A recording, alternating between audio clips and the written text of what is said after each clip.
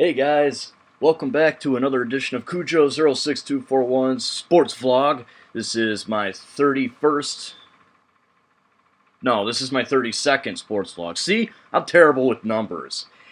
Yeah, I am Justin Crumley, and there's a glare in the camera. Who the hell do I think I am? J.J. Abrams? Okay, humor aside, I got a great installment planned for you guys today. Today is actually the trade deadline for the NHL, and I got some big news for that, for the Red Wings. And it's also franchise tag day. Yeah, by 4 p.m., if a player hasn't been tagged by an NFL team, they will not be franchise tagged, and they'll head into free agency. I got some news on that as well, but I'm going to do a whole video on the Lions and the Patriots offseason moves tomorrow with my good buddy, Josh, the living legend, Thompson. Without further ado, let's get this gravy train rolling. Spring training starts today for the Detroit Tigers.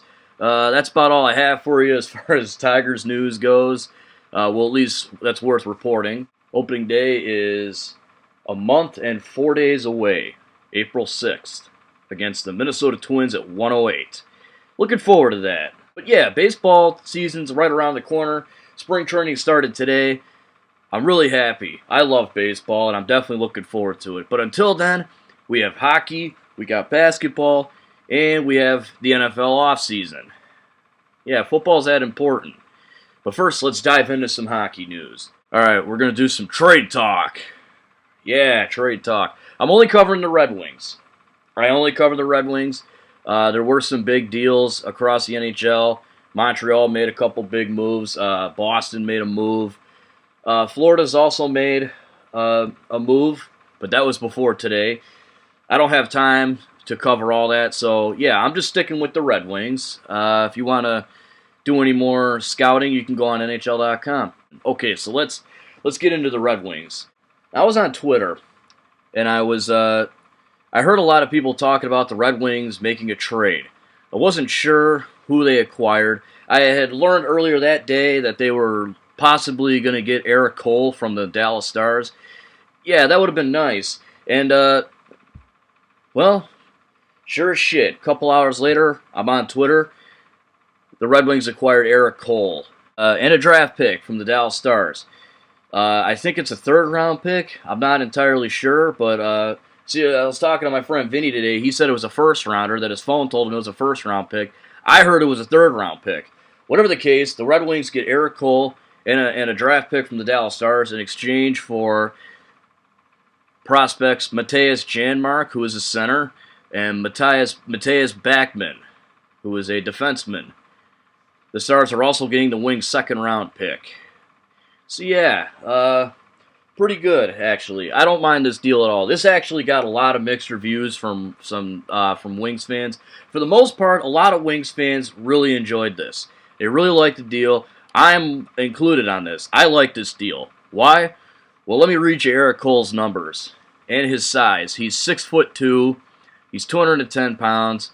He's a very abrasive player with some good offensive skills. Now, by abrasive, I mean he's rough, he's gritty, he's a grinder. He'll fight guys, he'll knock guys out. He's a very rough and tough player, and I like that because the Wings have lacked that for a long time, ever since Darren McCarty left. Now, keep in mind they have Justin Abdelkader, Jonathan Ericsson, and even Brendan Smith has dropped the gloves a couple times.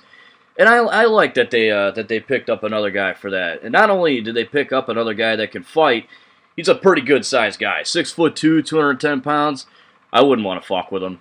All right, let me read you his numbers for this year. He has 18 goals and 15 assists, which amounts to 33 points in 57 games.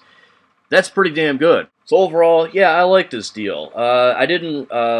I've heard of Matthias Backman, and I've heard a lot of decent things about him. Nothing spectacular, nothing too great, but I'm kind of bummed to see that they had to give a couple prospects. But you know what? They needed to make a move because now Darren Helm is injured. He might be out for some time. Johan Franzen may not come back for the rest of the season with a concussion. So the Red Wings really needed to make a move like this. They needed another forward who was a good-sized guy and could score, and they definitely got that in Eric Cole. All right, today I woke up and jumped on Twitter right away. Actually, I got a message sent to me by my phone that a lot of these people who talk Detroit sports retweeted a tweet. Now, I logged on and saw something saying that the Red Wings were interested in defenseman Dion Phaneuf. Yeah, that's pretty nuts. Dion Phaneuf, the big guy from Toronto. Now, before I get your hopes up, a deal was not made. Apparently, Toronto wanted a little too much for him. I'm not 100% clear on the details, but I heard they wanted Brendan Smith and a first-round pick. And I just don't know if I approve of that. Now, if you want my 2 cents about it, I would have sent Jakob Kindl and Stephen Weiss. Why? Because Stephen Weiss has a big contract, and he isn't producing too well for the money we're paying him. Also, Dion Phaneuf has a huge contract as well, so you don't want to take on another big contract when you got guys like Weiss, Kindl, Zetterberg, Eriksson. Yeah, all these guys have some pretty heavy contracts on them, and you don't want to take on another one because then you bust yourself on the salary cap limit. Another thing I would have wanted was Toronto to eat at least $1.5 or $2 million off of Dion Phaneuf's contract to make it easier on Detroit. But I guess I should say unfortunately, but fortunately, because this really could have been a two-way. This could have been really good or really disastrous. Like I said, I like Brendan Smith. I just don't think I could see them giving him up. And Dion Phaneuf would not be a rental. He still has, I think, 7 years on his contract, maybe 6 after this season. 6 years? I think 6 years after this season. Yeah, I would have loved to have seen Phaneuf in Detroit, but I'm not mad at all that they didn't make a deal because Toronto was asking for a lot. I just couldn't see Detroit giving up a first-round pick, and Brendan Smith. Anyway, deal didn't happen. Nothing else to really report. However, another trade was made. They acquired Marek Zidlicky from the New Jersey Devils. Yes, the New Jersey Devils, as Johnny Superbman likes to call them. The Red Wings send a 2016 third-round pick for him. Now, before I get into the numbers, let me just say, I really like this deal. This is a great deal for the Red Wings. Zidlicky shoots right-handed. He isn't the biggest guy in the world, and he's another old guy. But you know what? Veteran leadership on a young team is always welcome. The Red Wings got a lot of young talent, and I think Zidlicky is really going to work out. Now to read his numbers and his specialties. He can quarterback a power play and has great offensive ability, but his defensive skills, not too good. Now the Red Wings have the number 1 power play in the league, so this fits out perfectly. Zidlicky can definitely quarterback a power play very well, and he's got great offensive ability, and he shoots right-handed. So that fills a major need for the Red Wings. Now, I know they've had Alexei Marchenko playing for him, and I like Marchenko. He's been really good, but he's still young. He's still developing. So, in my opinion, I think they're going to throw Marchenko down to Grand Rapids to make room for Zidlicky on the roster. I hate to see Marchenko not playing for the Wings, but it is what it is. It has to happen, and yeah, whatever. Now to read off his numbers. Zidlicky has 4 goals, 19 assists, which leads to 23 points, and a -7 rating in 63 games with the Devils. Now, the -7 doesn't bother me because of the team he's playing for. The New Jersey Devils really aren't that good. So, yeah, I can't hold the -7 against him. So what kind of trades did your guys' favorite teams make? That's what I want to ask you guys. Let me know in the comment section below, or if you're a Red Wings fan, what do you think of these moves, the Erik Cole and Marek Zidlicky? And would you have liked to have seen Dion Phaneuf? I've already given my opinion. I want to know yours. Alright guys, let's get into some Red Wings recap. This past Thursday, the Red Wings beat the Sharks in an exciting and a very poorly officiated game by a score of 3-2. Teemu Pulkkinen scored the opening goal for the Red Wings. They were down 1-0 at that time, but he got a power play goal to tie it at 1. Then the Sharks went up 2-1. Datsyuk scored late in the third to tie it at 2. And then Glendening scores a game winner with just over a minute left. and they robbed the Sharks out of 2 very valuable points for the Sharks. And yeah, I actually made a reaction video to this game. Here it is. Here we go. 40.1 seconds left. 6-on-4. Wings got a 3-2 lead. All this bullshit going on about a fucking dress, and I'm more worried about the Wings game, hockey game. I can't talk. I'm nervous. 25 seconds. Come on, guys. You got an empty net here. You got to keep that puck out of the zone. There you go. There you go. Nice. Nice clear. Ah, just missed the net. 13 seconds. Come on, guys. You can do this. Come on. As Johnny Superbman says, I have hope. It's over. The Red Wings win.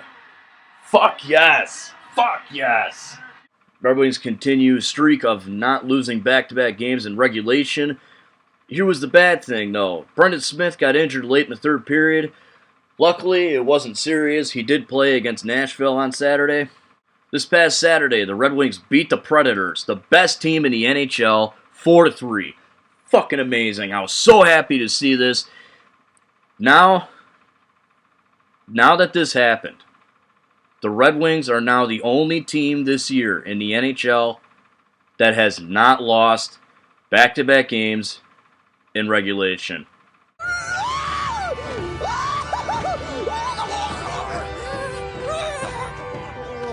Fucking awesome. Brendan Smith scored the opening goal for the Wings and made it 1-0. Drew Miller scored, made it 2-0. And then the Nashville Predators took a 3-2 lead. It didn't look too good. And then Alexei Marchenko got his first NHL goal and made it 3-3. And then Tatar got the game winner, made it 4-3. Yeah, this was a really exciting game, and it was really good. It was really great to see the Red Wings beat the NHL's best team. Well, team with the best record. And yeah, actually Gustafsson played in this game, and he did a damn good job. I know the score is 4-3, but trust me, Gustafsson really stood on his head, made some great saves, and I was completely wrong about him. I didn't really care for him this season, but he stepped in and did his job. He did it well, he did it perfect, and I like it. The Red Wings finished this road trip with a 4-1-1 record. I wish it was 5-0-1. Hell, I wish it was 6-0-0, but whatever. I will take 9 points on a road trip over nothing. All right, let's talk some basketball. I don't really have much to talk about. I literally only have 2 games. One is college, one is pros. Michigan loses to Maryland 66-56. I kind of expected that because Maryland has not lost a game yet where the point differential is 6 or lower. This one was 10. Yeah, Michigan's not looking so good in basketball this year. The Pistons lose to the New York Knicks 121-115 in double overtime. That's just shitty. That's really shitty. They lost to the shittiest team in the NBA. That's just shitty. Anyone else think that's shitty? I think it's shitty. Alright, before I wrap this up, I want to give out some shout-outs. Yeah, alright. First shout-out goes to my friend Joe, who is a girl. Short for Josephine, I think. I hope. But yeah, first shout-out goes to my friend Joe at I Lovato Miracle. Why? Because she's awesome, she's funny. She's on par with my kind of humor. And if you are a Lovatic or someone that just wants to talk to somebody really nice and really cool, someone that won't judge you, I suggest you give her a follow. Next shout out goes to my good friend Sam, who is also a girl, at Sim Justice. Been a friend of hers for a long time, at least on Twitter. She's really much like Joe. Her humor is on par with mine. She doesn't judge.